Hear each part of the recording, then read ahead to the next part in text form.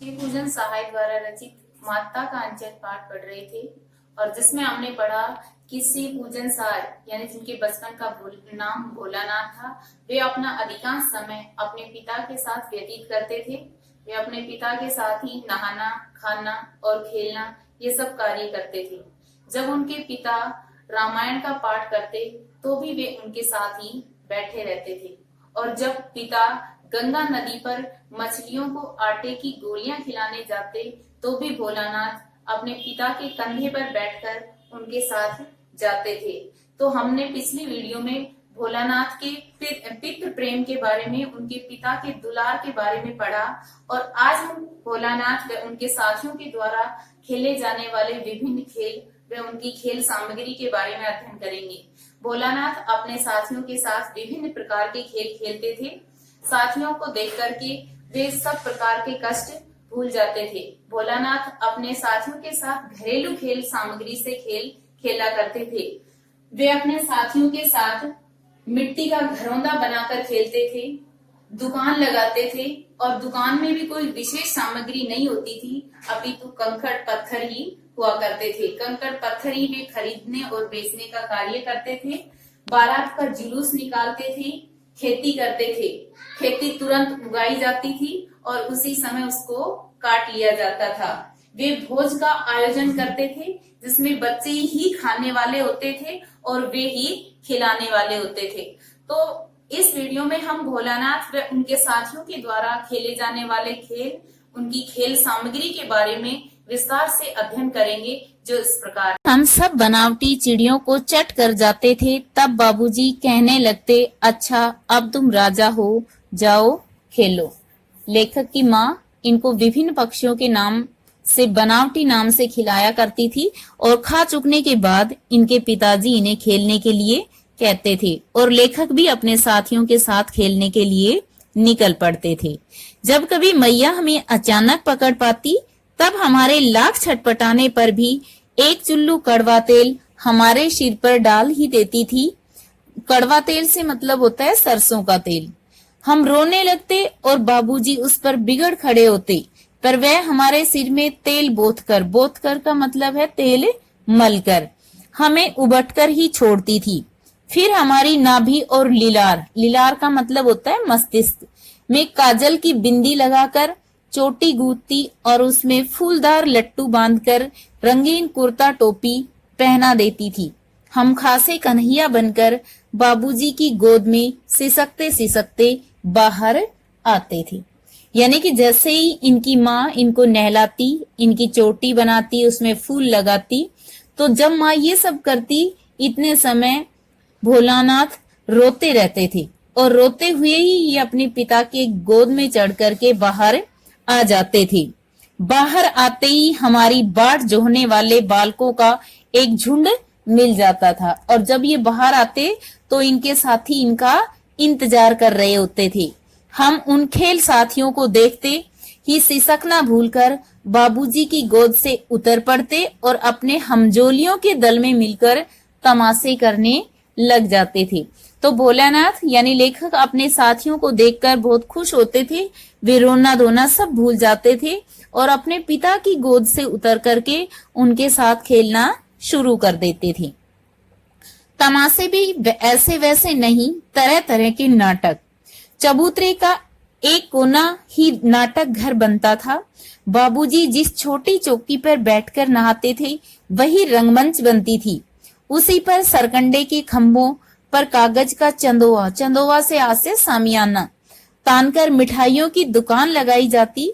उसमें चिलम के खोचे पर कपड़े के थालों में ढेले के लड्डू, पत्तों की पूरी कचोरियां, गीली मिट्टी की जलेबियां, फूटे घड़े के टुकड़ों के बतासे आदि मिठाइयां सजाई जाती। तो भोला राम अपने साथियों के साथ खेलने लग जाते थे और कौन से खेल खेलते थे? वे दुकान लगाते थे। चबूतरे के ही एक कोने पर दुकान लगाई जाती थी और जिसमें ढेले के लड्डू, पत्तों की पूरी कचोरियां, गीली मिट्टी की जलेबियां और फूटे घड़ों के टुकड़ों के बतासे बनाकर वो लोग बेचते थे। ठीकरों, बटखरों और जस्ते के छोटे छोटे टुकड़ों के पैसे बनते थे। हम ही लोग खरीदार और हम ही लोग दुकानदार। बाबूजी भी दो चार गोरखपुरिये पैसे खरीद लेते थे। यानी जब लेखक और उनके साथी मिठाइयों की दुकान लगाते थे तो वे लोग ही खरीदने वाले होते थे और आपस में वे ही बेचने वाले होते थे। कभी कभी उनके पिताजी भी उनसे कुछ खरीद लिया करते थे। वैसे उनकी ये दुकान बनावटी होती थी और इसमें खाने की कुछ भी चीज नहीं होती थी, सिर्फ खेलने के लिए ही ये सब हुआ करता था। थोड़ी ही देर में मिठाई की दुकान बढ़ाकर हम लोग घरौंदा बनाते थे। यानी कि मिठाई की दुकान बढ़ा करके अब ये बच्चे दूसरा खेल शुरू कर देते थे और घरौंदे बनाने लग जाते थे। धूल की मेड़ दीवार बनती, तिनकों का छप्पर, दातुन के खंबे, दिया सलाई की पेटियों के किवाड़, घड़े के मुहड़े की चूल्हा चक्की, दिए की कढ़ाई और बाबूजी की पूजा वाली आचमनी कलछी बनती थी। पानी के घी, धूल के पिसान और बालू की चीनी से हम लोग जोनार तैयार करते थे। हम ही लोग जोनार करते और हम ही लोगों की जोनार बैठती थी। जब पंगत बैठ जाती तब बाबूजी भी धीरे से आकर पात के अंत में जीमने के लिए बैठ जाते थे। उनको देखते ही हम लोग हंसकर और घरौंदा बिगाड़कर भाग चलते थे।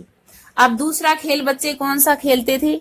अब वे भोज का आयोजन करते थे, दावत का आयोजन करते थे और उसमें क्या बनाते थे वे लोग?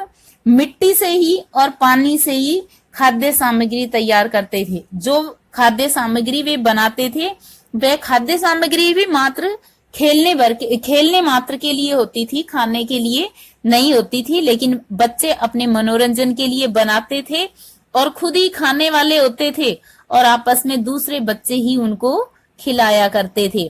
कभी कभी बाबूजी भी उनके साथ खाने के लिए उनके साथ बैठ जाया करते थे। यानी कि उनके खेल में कभी कभी बाबूजी भी, उनके पिता भी हिस्सेदारी लिया करते थे।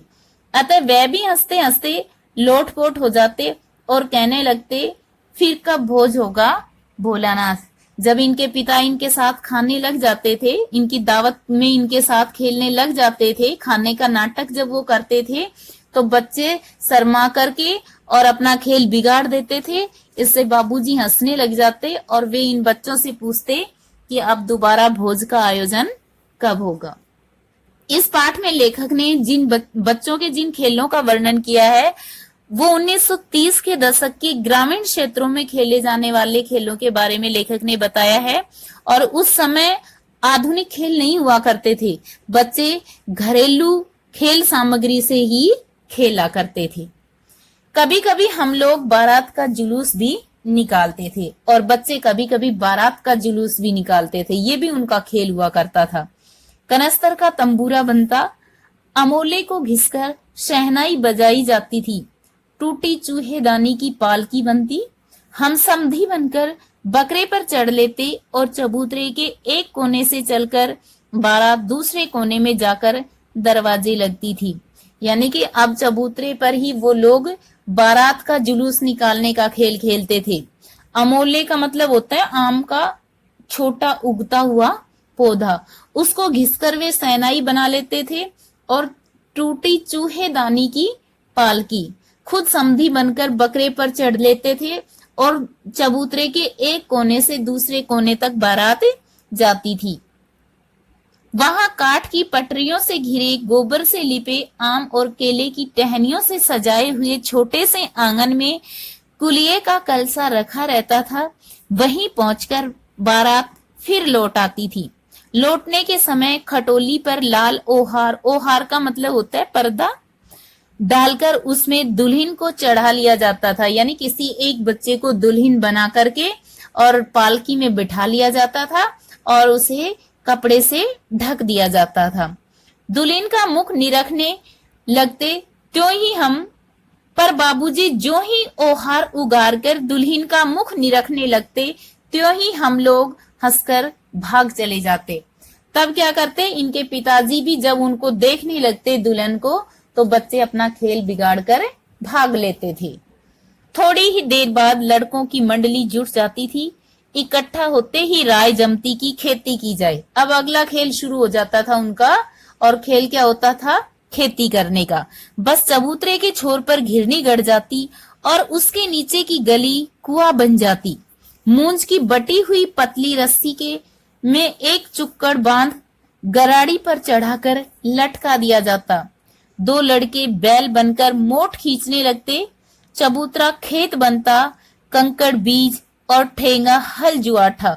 बड़ी मेहनत से खेत जोते बोए और पटाए जाते।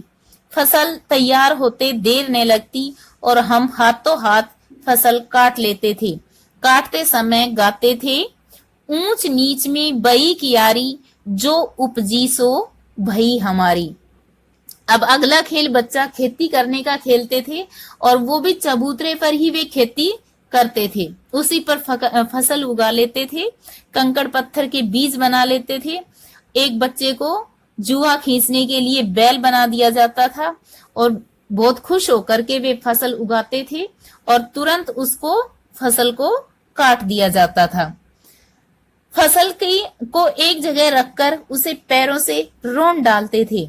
कसोरे का सूप बनाकर ओसाते। कसोरे का मतलब होता है मिट्टी का बर्तन। मिट्टी के बर्तन का वो सूप बनाते और उससे अपने अनाज को साफ करते थे और मिट्टी के दिए के तराजू पर तोलकर राशि तैयार कर देते थे और मिट्टी के जो दिए होते हैं उनकी तराजू बना करके उससे उस फसल को तोलने का कार्य बच्चे करते थे। इसी बीच बाबूजी आकर पूछ बैठते थे, इस साल खेती कैसी रही भोलानाथ? बस फिर क्या, हम लोग ज्यों का त्यों खेत खलिहान छोड़कर हंसते हुए भाग जाते थे। कैसी मौज की खेती थी। यानी जैसे ही इनके बाबूजी लेखक के पिता इनकी खेती के बारे में इनसे पूछते तो बच्चे अपना खेल बिगाड़ कर भाग जाते थे। ऐसे ऐसे नाटक हम लोग बराबर खेला करते थे। बटोही भी कुछ देर ठिठक कर हम लोगों के तमाशे देख लेते थे। यानी कि बच्चों के खेल राहगीर भी देख लिया करते थे और वो भी इनके खेलों से प्रसन्न होते थे। जब कभी हम लोग ददरी के मेले में जाने वाले आदमियों का झुंड देख पाते तब कूद कूद कर चिल्लाने लगते थे, चलो भाइयों ददरी सत्तू पिसान की मोटरी। अगर किसी दूल्हे के आगे जाती हुई औहारदार पालकी देख पाते तब खूब जोर से चिल्लाने लगते थे, रहरी में रहरी पुरान रहरी, डोला की कनिया हमार महरी। यानी कि बच्चे उस समय 1930 के दशक में बच्चे विभिन्न प्रकार के घरेलू खेल खेला करते थे जिनका वर्णन लेखक ने पाठ में किया है और लेखक ने बताया है कि उस समय बच्चों के खेल सामान्य हुआ करते थे। उनकी खेल सामग्री घरेलू होती थी। आज की तरह उनकी खेल सामग्री महंगी और बाजारू नहीं होती थी और न ही बच्चों पर इतना पढ़ाई का बोझ था जितना कि वर्तमान समय में है।